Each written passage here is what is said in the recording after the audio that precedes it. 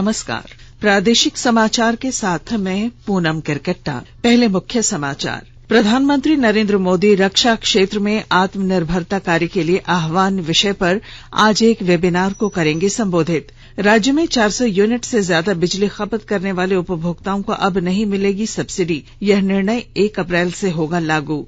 झारखंड विधानसभा का बजट सत्र आज से। सत्र के सफल संचालन के लिए विधानसभा अध्यक्ष रविंद्रनाथ महतो ने विधायक दल के नेताओं के साथ की बैठक। और भारत ने पहले T20 अंतर्राष्ट्रीय क्रिकेट मैचों की श्रृंखला के पहले मुकाबले में कल श्रीलंका को 62 रनों से किया पराजित। और अब समाचारों में आगे बढ़ने से पहले जरूरी संदेश।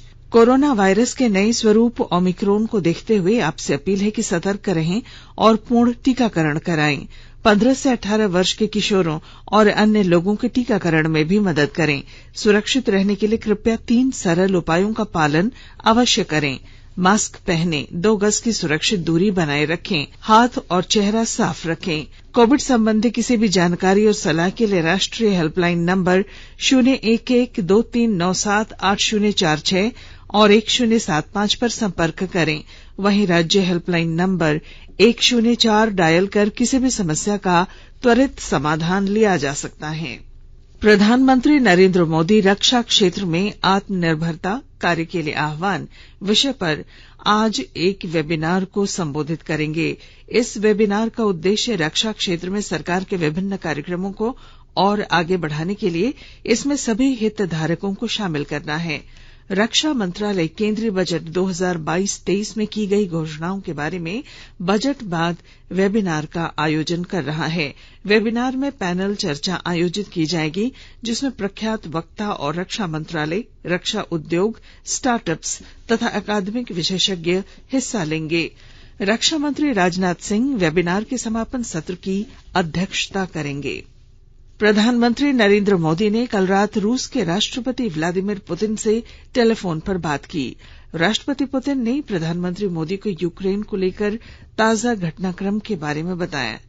प्रधानमंत्री कार्यालय की विज्ञप्ति में कहा गया है कि श्री मोदी ने दृढ़ विश्वास व्यक्त किया कि रूस और नेटो समूह के बीच मतभेदों का समाधान केवल निष्ठापूर्ण बातचीत से ही हो सकता है। प्रधानमंत्री ने तुरंत हिंसा रोके जाने की अपील की और सभी पक्षों से तनाव में कमी लाने के उद्देश्य से राजनयिक बातचीत के लिए प्रयास करने को कहा।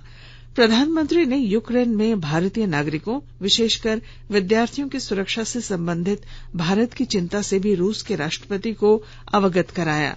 उन्होंने श्री पुतिन से कहा कि भारत अपने नागरिकों के सुरक्षित लौटने को सर्वोच्च प्राथमिकता देता है। दोनों नेताओं ने सहमति व्यक्त की कि क्षेत्रीय हित के मुद्दों पर दोनों देशों के राजनयिक और अधिकारी स्तर पर नियमित संपर्क बना रहना चाहिए। प्रधानमंत्री नरेंद्र मोदी ने यूक्रेन की स्थिति को देखते हुए कल केंद्रीय मंत्रिमंडल की सुरक्षा संबंधी समिति की बैठक की अध्यक्षता की। बैठक में गृह मंत्री अमित शाह, रक्षा मंत्री राजनाथ सिंह, विदेश मंत्री एस जयशंकर, वाणिज्य मंत्री पीयूष गोयल, वित्त मंत्री निर्मला सीतारमन और राष्ट्रीय सुरक्षा सलाहकार अजीत डोभाल भी मौजूद थे। यूक्रेन से भारतीय नागरिकों को सुरक्षित निकालने में समन्वय और सहायता के लिए हंगरी में भारतीय दूतावास के एक दल को जोहानी सीमा चौकी पर भेजा गया है। दूतावास ने एक ट्वीट में बताया कि वह हर संभव सहायता उपलब्ध कराने के लिए हंगरी सरकार के साथ काम कर रहा है। इस बीच भारत स्थिति पर लगातार नजर बनाए रखे है और नागरिकों को यूक्रेन से बाहर लाने के प्रयास किए जा रहे हैं। झारखंड के कई लोग भी यूक्रेन में फंसे हैं। राज्य में 400 यूनिट से ज्यादा बिजली खपत करने वाले उपभोक्ताओं को अब सब्सिडी नहीं मिलेगी। इससे जुड़े प्रस्ताव पर कल कैबिनेट ने स्वीकृति दी। बैठक के बाद कैबिनेट सचिव वंदना दादेल ने बताया कि यह निर्णय 1 अप्रैल से लागू होगा। कैबिनेट ने सोलर पॉलिसी 2022 को भी मंजूरी दे दी है। इसमें सौर नीति में 5 वर्ष में 4000 मेगावाट सौर ऊर्जा उत्पादन का लक्ष्य रखा गया है। सोलर पार्क के लिए सरकार निःशुल्क जमीन देगी और ऊर्जा में आम लोगों के लिए रूफ टॉप पॉलिसी में छूट दी गई है। अमृत महोत्सव के तहत आकाशवाणी के साप्ताहिक क्विज में आइए आप भी शामिल हों। आजादी के 75 वर्षों का पर्व अमृत महोत्सव। प्रत्येक बुधवार शाम 7 बजे प्रसारित होने वाले प्रादेशिक समाचार के दौरान पूछे गए प्रश्न का सही उत्तर देने वाले एक प्रतिभागी इनाम का हकदार होगा। इसके लिए सुनते रहें आकाशवाणी रांची का प्रसारण।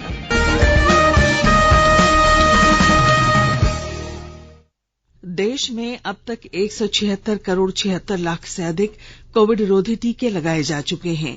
कल 28 लाख से अधिक टीके लगाए गए। अब तक पात्र श्रेणी के लोगों को 1 करोड़ 97,000 से अधिक एहतियाती डोज लगाए जा चुके हैं।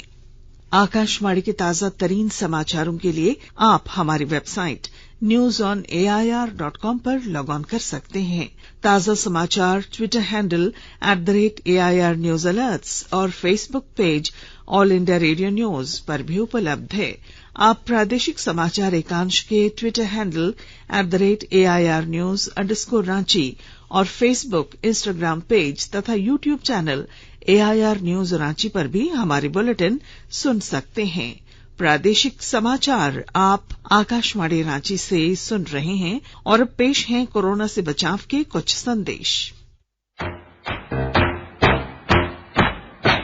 चलो मिलकर एक शुरुआत करें, चलो एक फैसला आज करें, मास्क नहीं तो टोकेंगे, कोरोना को रोकेंगे, चलो एक वादा करते हैं, चलो कुछ वादा करते हैं, मास्क नहीं तो टोकेंगे, कोरोना को रोकेंगे।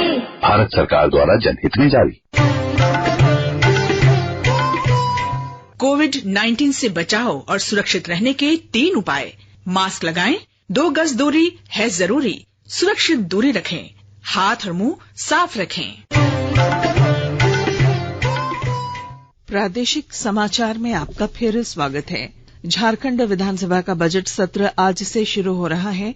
बजट सत्र के सफल संचालन के लिए विधानसभा अध्यक्ष रविंद्रनाथ महतो ने कल विधायक दल के नेताओं के साथ बैठक की। इस बैठक में औपबंधिक कार्यक्रमों पर चर्चा की गई।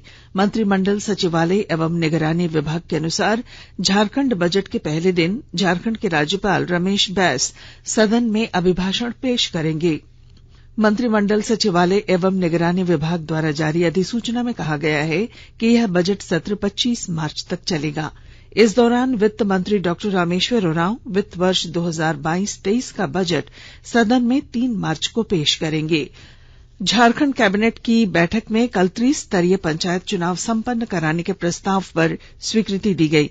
मंत्रिमंडल सचिवालय एवं समन्वय विभाग की सचिव वंदना दादेल ने बताया कि पंचायत चुनाव की प्रस्तावित तिथि पर पहले राज्यपाल की स्वीकृति ली जाएगी, फिर राज्य निर्वाचन आयोग द्वारा पंचायत चुनाव की तिथियों की औपचारिक घोषणा की जाएगी। मुख्यमंत्री हेमंत सोरेन की अध्यक्षता में कल हुई कैबिनेट की बैठक में कुल 35 प्रस्तावों पर स्वीकृति दी गई। जामताड़ा जिले के वीरगांव श्यामपुर गांव के बरवेदिया पुल के पास कल देर शाम नौका पलटने से उस पर सवार 16 लोगों के डूबने की खबर है। उपायुक्त फैज अहमद मुमताज और पुलिस अधीक्षक दीपक कुमार सिन्हा ने घटनास्थल पर पहुंचकर बचाव अभियान का जायजा लिया। तिरसा की तरफ से बोट आ रही थी जिसमें अलग अलग फिगर दिया जा रहा है। 16 से 18 लोग उस पर सफर कर रहे थे। वो शाम के 6:30 के आसपास बोट कैप्साइज कर गई है और 4 लोगों अभी तक रेस्क्यू किया गया है, जिनको हॉस्पिटल भेजा गया है। अब वो इलाज के लिए गए हैं। बाकी उस तरफ से भी रेस्क्यू ऑपरेशन किया जा रहा है। उसके एग्जैक्ट फिगर पता नहीं है, लोग 2 या 3 बता रहे हैं जो बॉडीज निकली है। रेस्ट एनडीआरएफ जो है रास्ते में है, वो उनके गोताखोर आ रहे हैं और फिर रेस्क्यू ऑपरेशन जारी रहेगा। रसायन और उर्वरक मंत्री डॉक्टर मनसुख मांडविया आज नई दिल्ली में उद्योग और शिक्षा जगत के बीच समन्वय पर एक सेमिनार का उद्घाटन करेंगे। रसायन और पेट्रो रसायन विभाग ने केंद्रीय पेट्रो रसायन अभियांत्रिकी और प्रौद्योगिकी संस्थान तथा भारतीय वाणिज्य और उद्योग परिसंघ के सहयोग से इस सेमिनार का आयोजन किया है।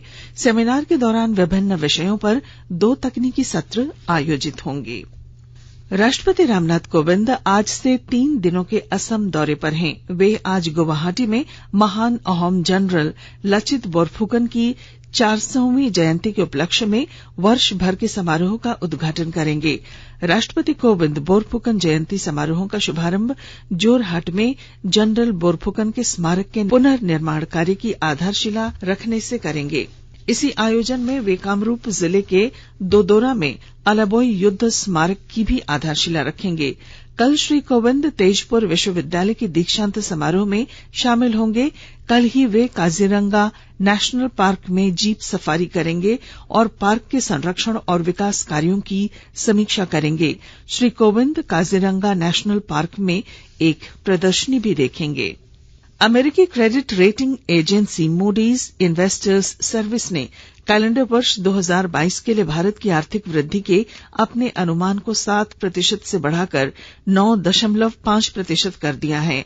वर्ष 2020 के राष्ट्रीय लॉकडाउन और वर्ष 2021 के मध्य में कोविड-19 महामारी की दूसरी लहर के बाद हुए उम्मीद से अधिक मजबूत आर्थिक सुधार का हवाला देते हुए मूडीज ने भारत के लिए आर्थिक वृद्धि के अपने अनुमान को संशोधित किया।